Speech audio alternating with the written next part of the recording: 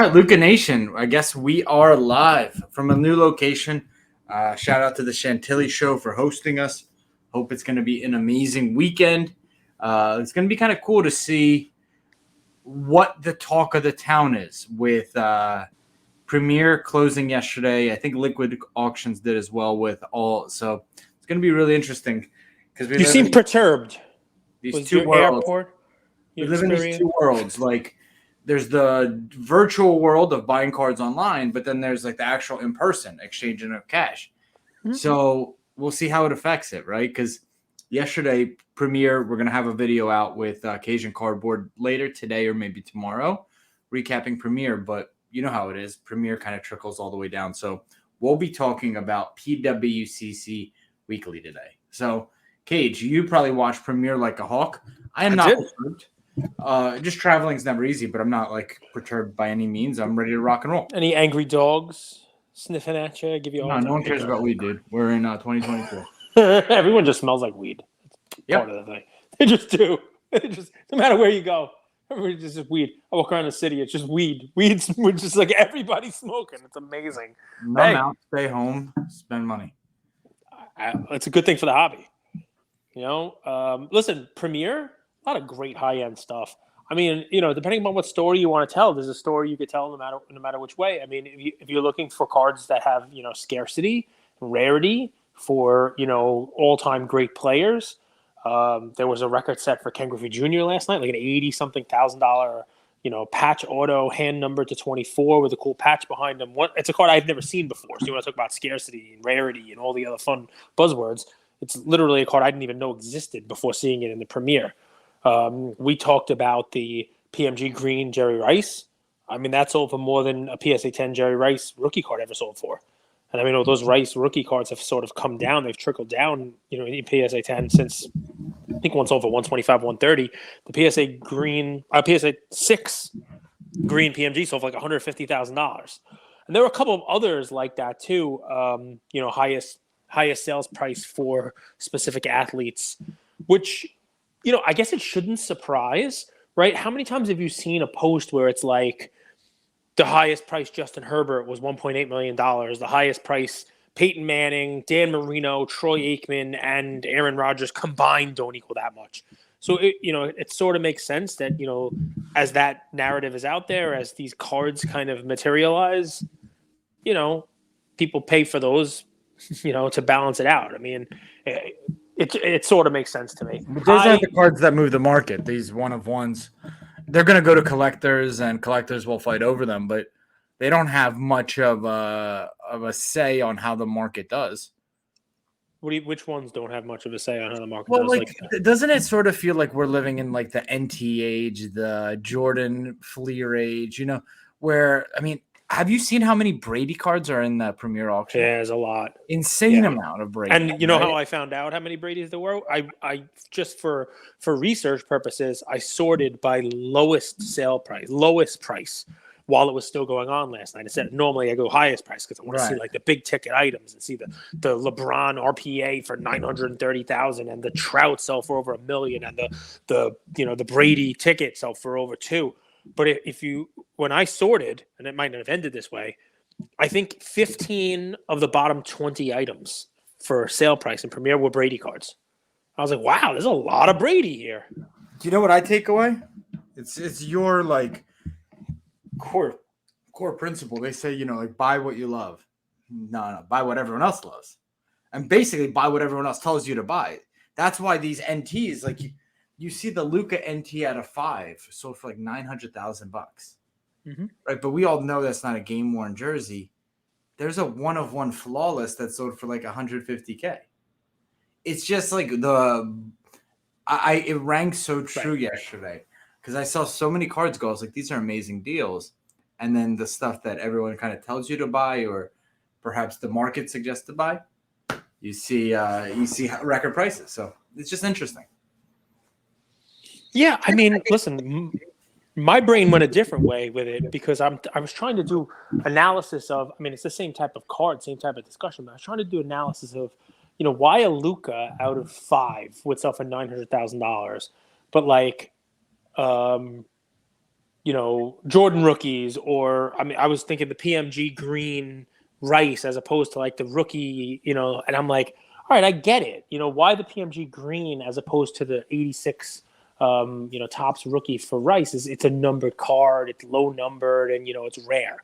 So the Luka is rare. It's out of 5, but then I thought to myself, but there's no shortage of out of 5s, and there's out of 10s and out of 15s, and then there's flawless, which I know is a little different, but it's comparable and it's game worn and it might even be better. And there's flawless out of 5 and 10s and 15s and 20s, and now it's even worse. I try not to pay too much attention to wax prices, right? But I just hopped in before we were on this. One of the breakers has like a sell sheet up. I'll take a picture of it because, of course, I wouldn't have made a joke.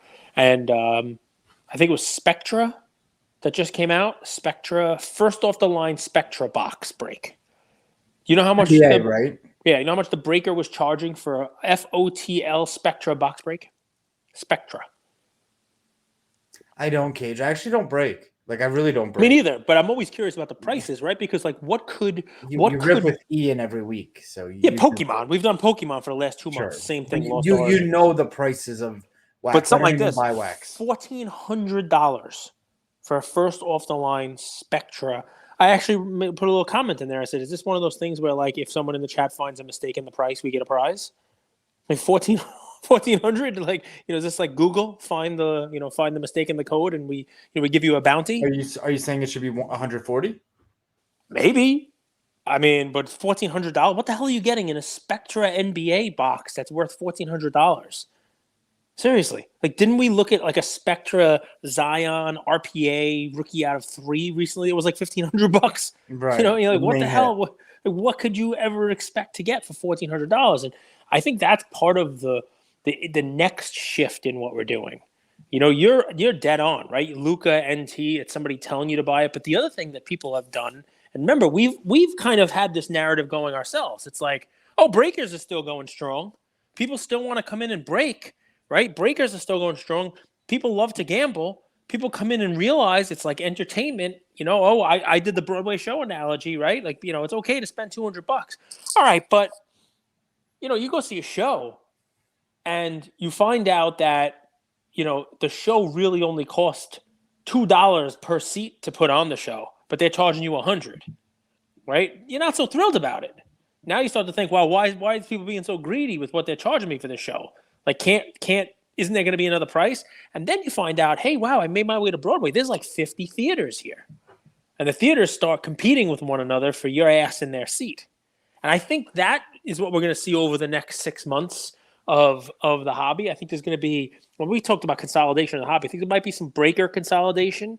We're already seeing some venom towards breakers. Obviously, everybody knows what we're talking about, deserved or not deserved. I think what's going to happen pretty soon is we're going to see breakers, the smaller ones, the mid-sized ones, come out and start charging less for breaks in the beginning, and not, like, oh, wow, let's, you talk about your cartels, right? Everybody gets together in the greater Philadelphia area and we all agree to not charge less than $7 for a smoothie. We can all make money. When somebody starts charging $6 and somebody else charges $5, and all of a sudden the profit margins are down on the smoothie conglomerate. You know what I'm talking about. You know what's an opportunity right now that I've been seeing? It's set built. Already built sets that are auctioned off. You could get those for like 10, 20, 30%. And if you're a breaker and you're like, all right, we keep ripping all this shitty product, why not take like a Beam Team set? I think there's a Beam Team set. There was one. Clear set. There was a Beam Team set. Mm-hmm. Yep. Why not take that and do like a break with a full set? Add 10, 15, 20% on top. Yeah. And somebody's going to get the Jordan. Somebody's going to get the Shaq. Everybody gets some Beam Team. You might get stuck with Glenn Rice. You get Reggie Miller, or, you're doing okay. And hypothetically, let's just say like that Beam Team set, you could have bought it for $10K. Mm-hmm. If you individually would have resold it, maybe it's $12K. Right? So you're kind of leaving meat on the bone. You're getting a great deal. The people that are getting the individual cards will probably do well. So there is some opportunities in the market, but I'm just learning, man. I'm excited to be kind of a fly on the wall this weekend and just learn. Like, this is it's going to be an interesting market where it separates people. Yeah. I mean, in person is very different also. And that show, It should be fun because the Chantilly show has a lot of autograph guests, a lot of athletes. That part, it's funny. It gets lost in the shuffle, right? When I was a kid, the autograph signers and the show went hand in hand because that was why you were buying baseball cards. There was an attachment to the player. Well, not necessarily, but these were your heroes. You know what I mean? And you combined, my father's heroes for the Brooklyn Dodgers were there signing autographs as I was opening packs of the 80s heroes of my own, Don Mattingly. Now you think, okay, Mattingly signing. You know what I mean? Like I can go get his signature while my son goes and opens up a box and gets an Aaron Judge and so on and so forth. It's that connection, right? It's multi-generational, right? And that's lost when it's just I'm gonna open up a box for Cade Cunningham, not because I really think Cade Cunningham is great, but because I want to open up a box and Cade Cunningham card comes out of it is worth 10 times what I put in, and I'm gonna immediately sell it so that I can open some more and open some more. That is legit like a slot machine. Very different. It's a different sport. Do you think the influencers and the breakers have become the celebrities? Because you look at card collector Ryan or the Backyard, they actually have more followers than like a Javon Holland might. I mean, there's something to be said about that. There's definitely something to be said about that. Ryan did, he did it over time in the beginning, but in the last couple of years, he's gone from 50 to 100 pretty damn quick. I mean, he earns it. I haven't seen him do anything wrong. His content is varied. There's a lot of good stuff out there, from dollar boxes to buy my dealer's whole table to whatever it is. You ask some of these kids, I wonder if they would rather meet Ryan than their heroes. Yeah, I mean, listen, it's a great point. When I was going to shows with my dad and the Brooklyn Dodgers of the 50s were there and I was buying cards of the 80s, there was no social media hero. It was Pee Wee Herman. Like Pee Wee's Playhouse. There was no, Instagram. And, I was able to go to a card show, believe it or not. Check this out. I mean, this may actually knock you off your chair. I didn't see one single video camera there. No phone. Nobody recording anything. Not a single person picked $1 up off the floor or a penny off the floor and was able to walk around the show and turn it into $100 or $1,000. The penny they found on the floor or the base card they found just happened to find walking in. No one was doing that. It's amazing. Shows kind of must have sucked then. No one was filming. It's weird. Anyway, it's a different show. I get your point. Some of these kids probably know Ryan more than they know some of the athletes. As a matter of fact, I'm sure some of the younger kids know Ryan or Backyard more than the majority of the people signing there tomorrow. It's a different audience, So let's get into it. I've favorited a ton of cards. I don't know how much buying I'll be doing. Right? It's always a little bit scary to kind of keep buying. What's the saying? Like, markets could stay irrational longer than you could remain solvent. Mm-hmm. That's really what I think the fight is here, right? It's market. It's like, there's amazing opportunities out there, but like we don't have infinite liquidity. Yep. So you can't keep buying till the end. So anything stick out to you? You want to feature 1, 2, 3 cards? For the PWCC auction? Yeah. I gotta take 30 seconds and go get my list. I got it. I forgot we were doing the PWCC auction. No, I have a whole list. Give me a second. It's right here. Just give me 2 seconds. So the 2 that I'm going after, and I'm curious what you guys think, because this set is really, really tough to understand. So the 2014 Prism I am set, back. Amazing. The 2014 Prism set is unlike any other set. If you kind of put if you look at them across the years. So there's a really, really cool card that I actually think might end really light given how the Sixers started, which I have cake on my face with that prediction too. Cake. It's 2 games. Come on. I mean, the Yankees can come back from 2 games. There is a gorgeous Joel Embiid gold Prism, but it's an SP variation. So this 2014 set is so weird. So take it all with a grain of salt. It doesn't follow like the typical rules, but it is numbered out of 10. It's not the main gold Prism because it has like the draft 14 on it. But it's a Pop 2 Joel Embiid rookie gold, and it's sitting at $850. You look at any other player with that could be an MVP, that Eastern Conference championship or he's going to make some sort of run. I don't know where that card ends. I don't know if that's the card that people want, but for me, that's a really cool card. And sitting at 850, I think below 2K, it's a play. Can I give you 2 cards of a guy who I think you would say is a play? And one of them, I hope is not one you're bidding on, and you're mad at me about this. Sure. But I'll just throw what my favorite card of this auction is. Okay, my personal favorite. Beauty's in the eye of the beholder. 2018 flawless signature gold out of 10. Steph Curry patch auto. Pull this card up and look at the patch. This is 2018 flawless signature gold Steph Curry. It's a PSA 10 card. Here's something I've been thinking a little bit with these flawless cards. You know, a lot of people pay big money for Kobe flawless, right? Mm-hmm. Yep. But if you look at his like early autos, even the tops or 2000, 2002, they're pennies on the dollar compared to the flawless cards. Yep. And I'm sitting here thinking, okay, this flawless card is numbered out of 20. But if you actually line them up like you would in a gallery, you're going to see like 500 different Curry flawless cards from 2012 to 2018. And then this is where you get the storytelling, right? 2012 is going to be like, that was the first year of flawless. Mm-hmm. The flawless brand is worrying me because I know it has the game worn for it, the game worn going for it.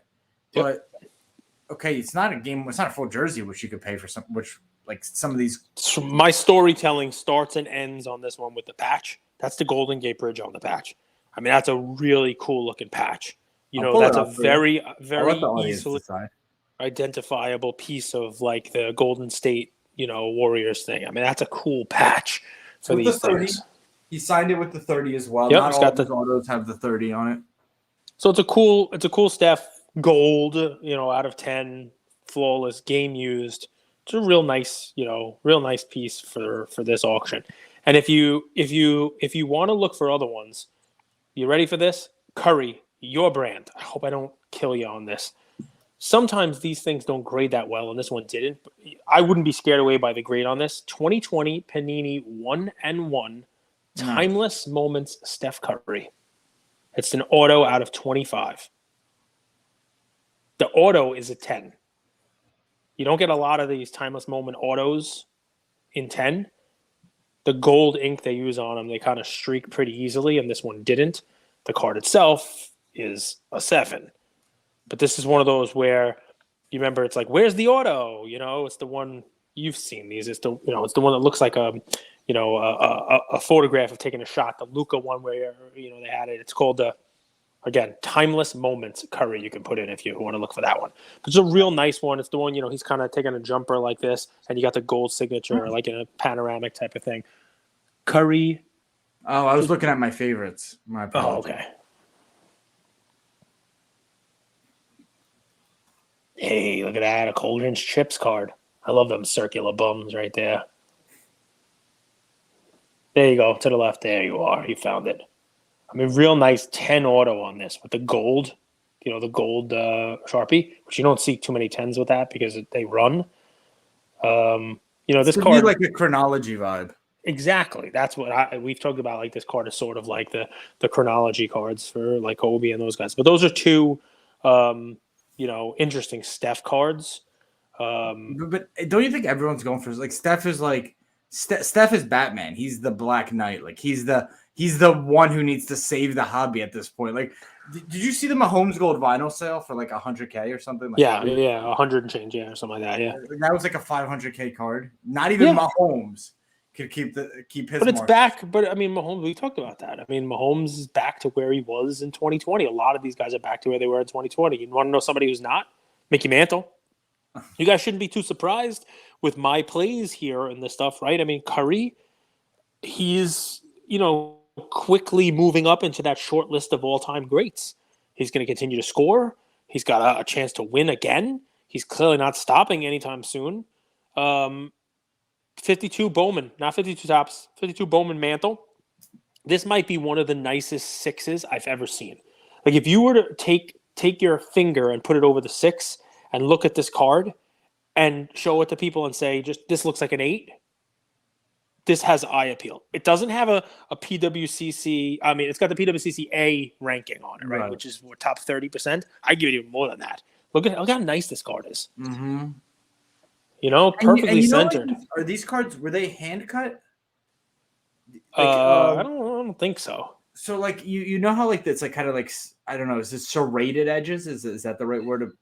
Yeah.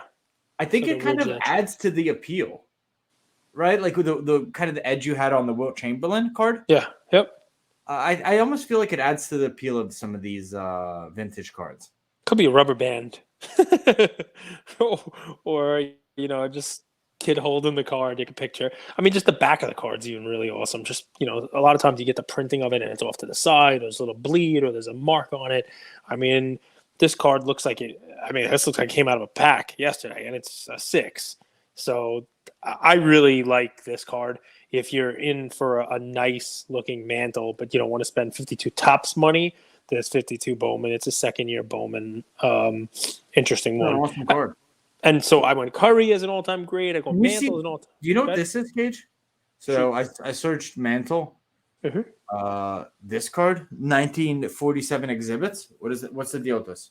So there's a lot of exhibits. I mean, some people don't consider them actual cards. One of the most famous ones, I think it's 1925, is Gehrig. That sells for a lot of money. And there's Babe Ruth exhibits also. They are, they're much bigger. I mean, does it say the size on it? It's like postcard. It's a postcard size, I think. Bigger than standard cards. Yeah, it looks like a postcard. Nothing on the back. You got the Mantle Faxma seal, but this is from this predates any of his cards. This is 1947 Mantle, and just for fun, not every card needs to make you millions of dollars. Sitting at $96 from 1947. There are 10 of these graded higher, so you're not talking about something you see very often. And I don't know. Does the slab say 47 or does it say 47 to 66? Because I'm pretty sure the exhibit set was done from 1947 through 1966. So does it say that on there? 1947 through 66. Yeah. So it's one of those. They did one every year on these. So players who had lengthier careers, you might actually see more of them. Some of them have different names. I think it says made in the USA on there, but there's some team cards. There's a 55 Dodgers team, I think, with Jackie Robinson on it. There's a 52 Yankees team. There's a couple cool ones, but some of them are predating cards. Like the Gehrig one predates his 33 Gaudis and stuff like that. Ruth has some in the 20s also that are really, really sought after. It's a cool card though, especially whether it's 47 to 66. That card, that's like a bargain. It's a couple $100, right? I mean, it's under $1,000, and it's a really nice card. Shows a picture of young Mickey Mantle. So I like that card. That's definitely a cool one that I should have picked out also. So we're sticking with all-time greats. Here's a cool one in the weekly. It is a PSA 10, 2003 Upper Deck Golf Gear Tiger Woods patch auto. This is a really nice looking card. I know there's a bunch of different Tiger autos out there, but this one has 2 different golf shirt pieces, a white piece and a red piece. Obviously, the red one, he's known for. He wears that on, Sunday when he's either in the lead or close enough in the hunt. It's a PSA 10, the card, with a really cool looking, Tiger signature on it. Yeah, no, not that one. Again, it's cool. You could put Tiger. You put the word birdie. Oh, there it is. Hey, you got it. Red and white. So this is $1,325 right now. I mean, who knows what it's going to be? Obviously, the auction doesn't end until Sunday night. But you don't see this one that often. I'm pretty sure there's only 10 PSA 10s. Mm-hmm. It's a cool looking card. I mean, not an RPA, but a patch auto, in and of itself, with 2 cool pieces of Tiger stuff early on. 03 early Tiger Woods, not a rookie, but another cool card. And sticking with my theme for this week of goats, one that everyone's talking about. Ian wore his jersey to school today. I don't know whether you like these or not, man. It's not a rookie. It's not the right one, but I think this one's pretty cool. In National Treasures, and maybe we can, I'll give this card at the end. You could look at the card and then maybe we can talk about this because it kind of dovetails with what you started with, that it's not the right card. It's not the right one. It's not the right patch and all these different ones. Like even though, is it the true RPA? So one of the cool cards, just for look, 2020 National Treasures Clutch Factor, Zion Williamson patch auto. So you know that this isn't, even if it was a rookie, it wouldn't be a rookie, you know, the one you'd want, because it's the Clutch Factor signature, prime, but it's Zion on card, patch auto, out of 5, cool piece. You know, I don't know if that says Pelicans, probably a piece of like the lettering on the jersey there. It's in a PSA slab, obviously freshly graded. I don't think there are any others of these graded higher. Auto out of 5, not a cheap card. What do you think about this one? I like this card just because of the patch and the signature, and that it's out of 5. But does this kind of, you know, fit in exactly what you were talking about with there's a lot of these things out there, and they're all going to start to blend in with each other. This clutch factor out of 5, that flawless out of 5. Talk to me, because I think that's kind of how you started. I mean, for a collector, I mean, it's a great card, right? Yeah. A lot of people sometimes they just want a little stake in the game as the season kicks off. They want to have a futures bet on Zion, the Pelicans, etc. So you could get that a few different ways, right? Yep. But no, I those are typically the cards I buy. I'm not a big and maybe I should buy like the main card that everyone wants, but I actually love those cards. So a perfect example of a card I think you might buy, right? And I hope I'm not blowing up your spot here, but a card you might buy, and it fits this narrative, right? Like, there's what people say we should buy, but if I were to tell you that there's a National Treasures, I'm going to call it an RPA, right? A rookie patch auto, National Treasures 2017 Mahomes out of 25 auto, patch auto. What's that worth? What's the RPA out of 25 worth? National Treasures. 30s, 40K? 30, 40K. So do me a favor and put that in. 2017 National Treasures Mahomes out of 25. The glove? There's a glove one. Exactly. Did I ruin it? Is this something you were looking at? I mean, dude, this is just the whole theme of this stuff. Like, there was the hat one a few weeks ago, 1 of 1. This is the glove. People are like, I mean, does even Mahomes even wear gloves? I think it's cool. I definitely think it's cool. I mean, tell me why this is a RPA. It's not the jersey patch. It doesn't have a piece of the logo. I mean, it is National Treasures out of 25, a patch, an auto, a nice auto. The auto's a 10, right? And it's $1,675 right now. I know it's not going to end at that. You know, it's still, you know, auction's still going, but it's an interesting phenomena, right? Cage, we don't know what shit's going to end at. The reality. Correct. We have no idea. So much inventory.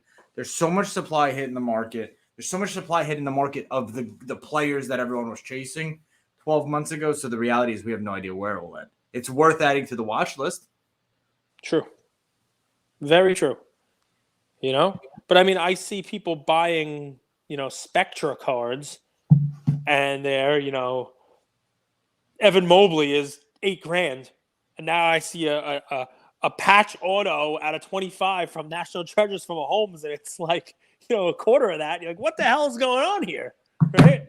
And you know me, I'm not even a Mahomes fan, but I see that. I'm like, wow, what? Is it the wrong one? I find myself, is it the wrong? Am I not buying the right card? So anyway, here's one I'll throw out there, just if you want to throw it up and take a look at. It won't end at what we're talking about it now, but guys, when you listen to this, you know, you'll know this time. But there's just too much stuff, right? And if everybody's listing their stuff and everybody's selling their stuff, how about this?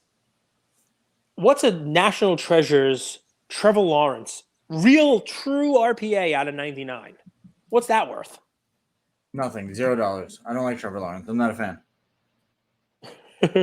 But if I were to tell you that it's currently 79 out of 99, it's a white patch. It looks just like my shirt here. They cut it up and they just put it in the card, no color. 2021 National Treasures, Trevor Lawrence, rookie patch auto, true RPA out of 99. BGS 8.5 with a 10 auto is currently sitting at $390. I mean, there's time left. With the BGS 9 sitting right next to it for 2.5 times more. Yeah, even that one is not the exact same card. It's just there's 2 being run. I'm looking at them now. There's a BGS 9 and a BGS 8.5. And chances are that'll probably hold the price down on both of them because instead of two people competing over Mhm. one, you now have one for each of them. There's a horizontal one right next to it as well, out of 25. Oh, nobody likes the horizontals. Come on now. Yeah, I actually don't understand how that became a thing, but you're absolutely right. Nobody likes. No, like they really don't. I know. I don't know why, but nobody does. Nobody likes horizontals. It's like the worst thing in the world. It's odd. Can I tell you a cool thing that I look at? I don't know whether or not people care about this. I think it looks nice in this slab, and yes, we're sponsored by SGC, so I'll throw that out there. But it's one of those kind of cards. I know it's a sticker auto, and it's not something anybody looks at. But let me show one to you. I'm not a hockey guy, but this is one I would bid on. If it stays anywhere near this price, I would bid on it, and that's what I try to bring to you guys. Things that kind of look like. Put in 2010 Upper Deck Gretzky auto.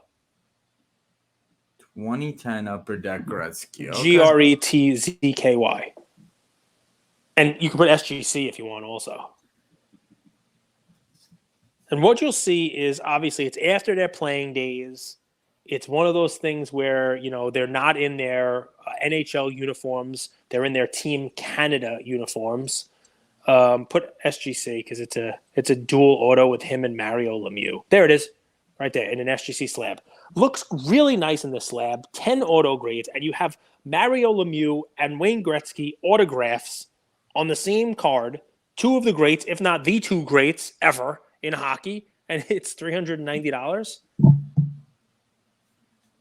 These are the kind of cards, collector. I mean, you could just add a duel of Super Mario and the great one. I mean, I don't know what it's going to end at, but at that price, it stands out to me, I love it. Is that something you'd like? Buy a little Mario Lemieux and Wayne Gretzky auto? Yes, sir. Luca Nation. That's another episode for you guys. I got to bounce. You got a ton of content to catch up on. You have, Explore the Card. You have the PWCC recap from Cajun, and then you got this for the weekly. We'll be doing the live show tomorrow for you guys. We'll see how that turns out. Any questions, DMs, comments, feel free to share. Any final words, Cage? No. See you tomorrow at the show. So thank you all for listening to another episode of Lucas, Tigers, and Bronzo My. I wanted to tell you about a new service that we have starting as of today, and I'm really, really excited to bring it to you guys. So as a part of our partnership with SGC, we got 50 free submissions every single month, and many of you have taken advantage of that. And it's amazing that we could have the opportunity to 650 episodes, 675 episodes in, to go ahead and give back to our community. As people were sending those cards in, they asked, can we send 5, 10, 20 more cards to you guys? We'll pay for it, but we wanted them graded with SGC. You guys know SGC is turning cards around in 13 to 14 business days, have incredible customer service, and their secondary market values are going up day after day after day. And that's exciting for the hobby and exciting for the grading landscape. So we didn't want to just rush into it. We wanted to do it right. And what we did was I relocated here to Boca Raton, Florida. I opened up a P.O. box maybe 5 minutes away from SGC, and I will be hand delivering and hand picking up the cards. So you don't have to worry about anyone else touching your cards. It will be me, and I will update you every step of the way. So here's how it's going to work. I'm going to personally pick up the cards from a P.O. box, prep them, new card saver, new penny sleeve, and deliver them to SGC every single Tuesday. Why Tuesday? Well, it lets the stragglers over the weekend come back through on Monday and gives me a day to prep, and it basically gives SGC the entire week to work on grading those cards. Once your cards pop, only then at the end of the process will you be paying for the service. It's $25 per card, simple as that, and the turnaround times have never been faster. We're hearing right now 13, 14, less than 20 business days. So there it is. 9170 Glades Road, number 135 is the P.O. Box in Boca Raton, Florida, 33434. 9170 Glades Road, number 135, Boca Raton, Florida, 33434. Of course, you could shoot me an email or shoot me a text anytime, and I'm always available. Many of you already have my email. It's iamandrewgoldberg@gmail.com. or my cell phone number, 215-519-9154. Reach out with any questions. I could walk you through the process. I've hopped on the call with quite a few of you, and I'm happy to do that. Love you, Luca Nation.